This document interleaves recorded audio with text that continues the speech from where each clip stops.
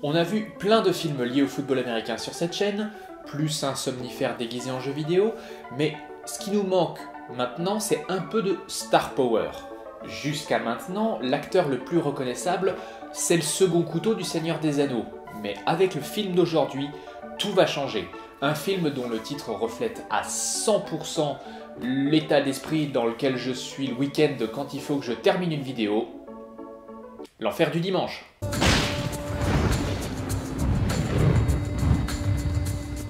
L'Enfer du dimanche est un film de 1999 réalisé par Oliver Stone, déjà aux commandes de Platoon et JFK. Il raconte les pérégrinations d'une équipe de foot US professionnelle et ses déchirements internes dans leur quête vers le titre.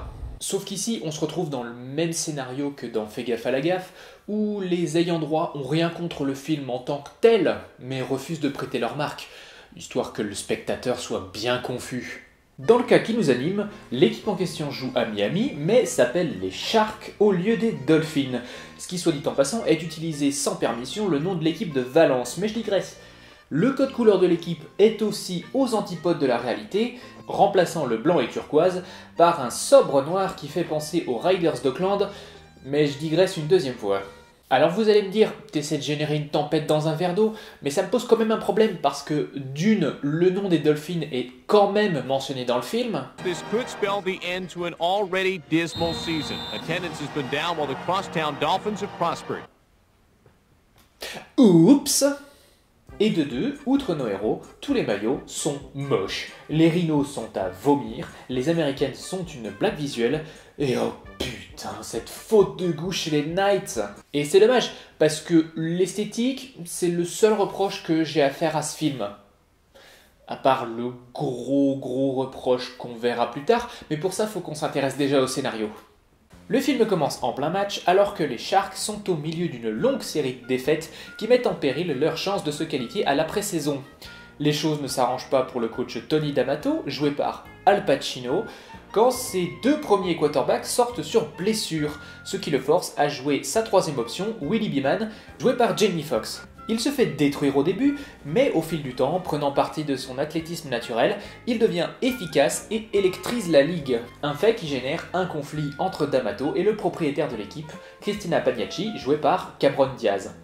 En effet, pour maximiser son potentiel, Beeman ignore les consignes du coach, ce qui l'énerve, ce dont la proprio se fout parce que le sensationnalisme de Beeman génère de l'argent pour la franchise. Vous pensez sans doute pouvoir prédire la suite. Beeman, propulsé par son succès, va se comporter en trou de balle, se mettre l'équipe à dos jusqu'au moment où tout le monde fait à Miami et il gagne la finale. Ce à quoi je réponds oui et non. Ça, c'est le schéma général simplifié pour les comédies à deux balles. L'Enfer du dimanche est bien plus subtil que ça. Il évite de faire la morale sur l'importance de l'esprit d'équipe, l'amitié et les petits oiseaux. Chaque personnage a une raison valable d'agir et, plus important, chaque personnage est un trou de balle égoïste, ce qui est à prévoir quand les contrats en jeu se comptent en millions de dollars. Les sous-intrigues entre les personnages secondaires l'illustrent parfaitement, et on ne ressent jamais un vide au niveau du jeu d'acteur, car le casting de superstars est au rendez-vous. Et je dois préciser, avant d'en faire une petite liste, que le doublage français est d'une tout aussi bonne qualité. On peut donc retrouver Dennis Quaid en quarterback blessé, se disputant avec sa femme jouée par Lauren Holly, James Wood en docteur peu scrupuleux et son assistant Matthew Modine, celui que vous reconnaissez peut-être comme Guignol dans Full Metal Jacket, et même Lawrence Taylor, un des plus grands linebackers de l'histoire, dans le rôle d'un des plus grands linebackers de l'histoire en fin de carrière. Alors oui, le squelette de la composition a été vu et revu, mais le film se permet de le traiter sous un angle tragique plutôt que comique. Tous les personnages et leur côté antipathique, parce qu'à part la copine de Beeman, ils sont tous antipathiques, ont leur rôle à jouer et finalement ont leur place dans ce scénario, peu importe leur temps passé à l'écran. Il en résulte un film rempli d'émotions, parfois marrant, parfois dégoûtant, mais surtout inspiré et très captivant. Il n'y a pas à chercher, la trame scénaristique de l'Enfer du dimanche est très solide, exagérant la réalité, mais pas de beaucoup, et examinant un même problème sous plusieurs facettes, ce que j'apprécie. Et côté réalisation, Oliver Stone s'est donné les moyens de réaliser un péplum des temps modernes. Et c'est là que ça pêche un peu. Tout d'abord, rendons à César ce qui appartient à César. Pratique quand on filme un péplum. La production est gigantesque. Sur le terrain, la même action peut être vue de parfois 4 angles différents, avec des plans en vue subjective, ce qui en 1999 n'était pas aussi simple qu'aujourd'hui.